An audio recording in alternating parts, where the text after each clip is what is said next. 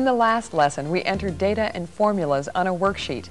Now we want to improve the appearance of the worksheet. We'll begin by opening the file. We'll use the Open button on the standard toolbar. We click on the button and the Open dialog box appears. It shows the theater folder because that's the last folder we used. The file list shows the summer sales file we created and saved. These other files are not part of your software. These are files we created. To open a file, we double-click on its file name. When we do, the file is opened. We're ready to make some changes. We'll begin by inserting a blank row above the monthly totals to make them stand out more. We select any cell where we want the row inserted. Then we open the Insert menu. We'll click on Rows. When we do, a row is inserted and the existing rows move down. Now we'll add 3 blank rows at the top for a heading. We select cells in the first 3 rows. This time we'll use a shortcut menu. We right-click on the selected cells. In the shortcut menu, we click on Insert. We can insert a block of cells, shifting cells out of the way as necessary, or we can insert entire rows or columns. We select Entire Row. When we click on OK, 3 blank rows are inserted. Now let's look at one of our formulas. The cell references have automatically changed to reflect the new location of the data, so the formula results are still correct.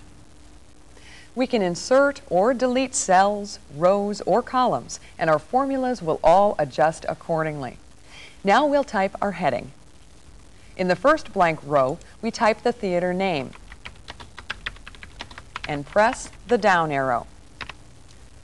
Notice that the text is wider than one cell and overflows into the next cell. This happens if the adjoining cell is empty. In the second row, we type and enter the worksheet title with the name of our summer show.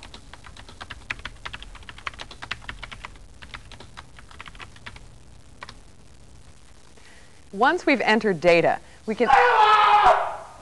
Once we've entered data... I don't think so. Once we've entered data, we often want to sort it, to put it in a different order. Our 3 ticket price rows are currently in no particular order. We want to sort them by total sales, from highest to lowest. To start, we select a cell in the column we want to sort by. This button sorts in ascending order from A to Z, and from lower numbers to higher.